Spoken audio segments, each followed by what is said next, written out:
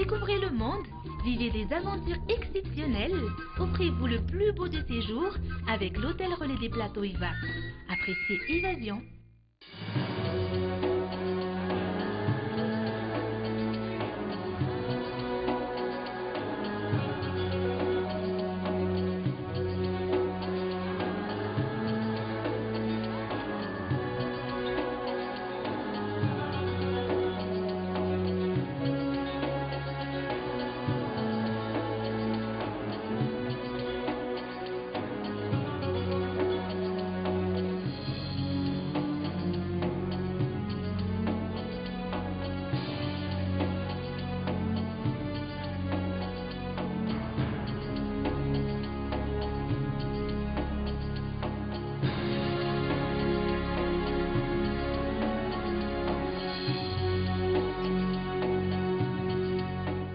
Bonsoir à tous, c'est toujours avec un grand plaisir que je vous retrouve pour 26 minutes de découverte, de voyage et d'aventure. Notre émission de ce soir va vous emmener vers le sud de Madagascar, à la découverte de la ville de Amboassaretsim, à la découverte également de la réserve naturelle de Berend, ainsi qu'un petit détour au musée de l'Androui. Alors préparez-vous pour une très belle aventure. C'est parti.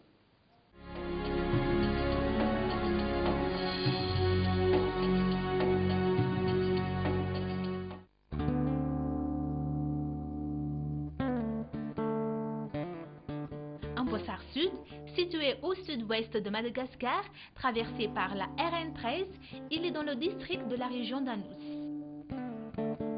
Un des peuples habitant le sud sont surtout les Antanjoui. Antanjoui signifie littéralement ceux qui viennent des épines, car leur village est entouré de cactus pour se protéger des attaques. C'est un peuple de pasteurs itinérants et austères.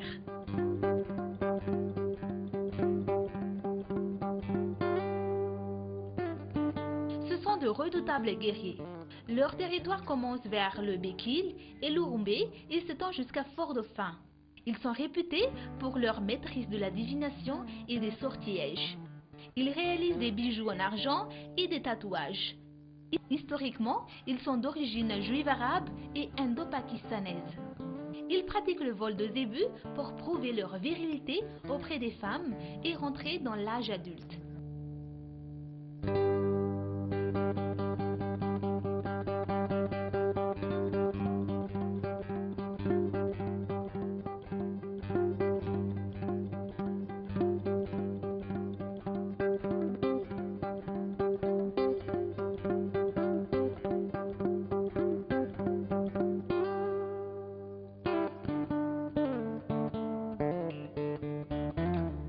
Sur la route menant vers notre destination, on remarque que la route est habillée par plusieurs décors.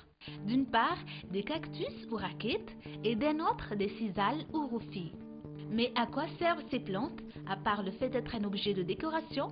Le cactus, ou le cactacé, très présent à Madagascar, surtout dans le sud, où son fruit est très apprécié. Dans le sud, le cactus est appelé raquette en dialecte andjoui ou vez. C'est aussi par la présence de cette plante épineuse que le Sud détient le titre de bush épineux.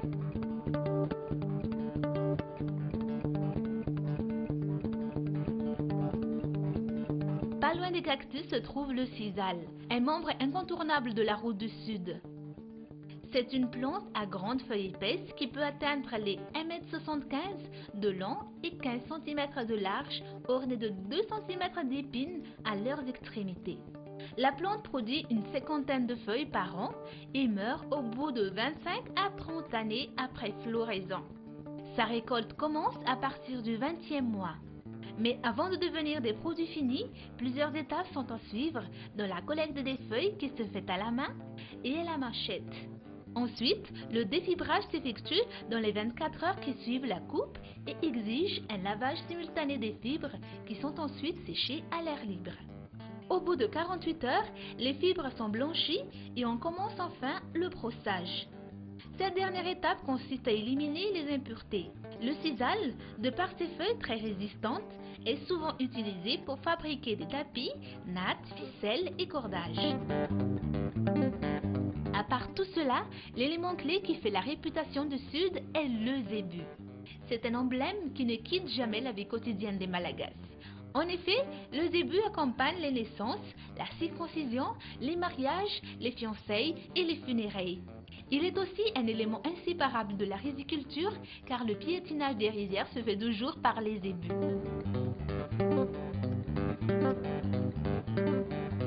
À Ambossar, il est possible de s'arrêter sur le très long pont de métal qui longe le fleuve Mandjari. Comme nombre des ouvrages d'art qui enjambent les cours de Malagasy, il est inspiré par le Tour Eiffel.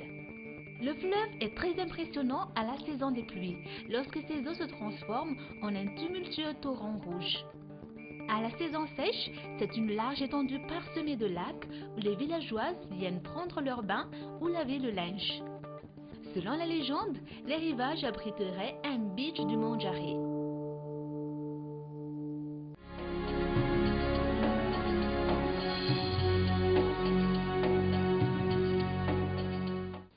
Le musée de l'Anjoy Aberrant offre également à ses visiteurs un aperçu de la vie quotidienne, de la vie sociale, des us et coutumes, de la religion, de la croyance du peuple Antanjoy.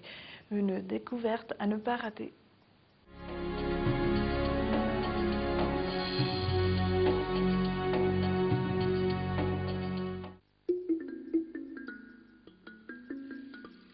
Le musée d'art Mbelu, ce musée d'art et de tradition expose les pièces de la vie quotidienne des Antanjoy, des instruments de musique, des objets à usage divinatoire. Les tambours sont aussi un élément inséparable de la culture Antanjoy. La tradition des Antanjoy veut que les hommes riches doivent posséder le plus de troupeaux possible. C'est à cela qu'on détermine sa prospérité. À sa mort, il est de coutume d'abattre tout son troupeau. Cette hécatombe peut atteindre des centaines de têtes. La viande est consommée par la famille, les proches et les gens qui sont venus pour assister à la cérémonie. Cela dure toute une semaine, voire même des mois. Les cornes font office d'ornementation pour son tombeau. Et plus l'homme est riche, plus sa sépulture est imposante. La maison Tanjoy est une petite construction carrée comportant une seule pièce. Comme dans tout Madagascar, le fait est orienté nord-sud, mais sa façade n'est pas comme ailleurs, le côté ouest de la maison. C'est ici le pignon nord dans lequel s'ouvrent les portes principales. La maison traditionnelle est en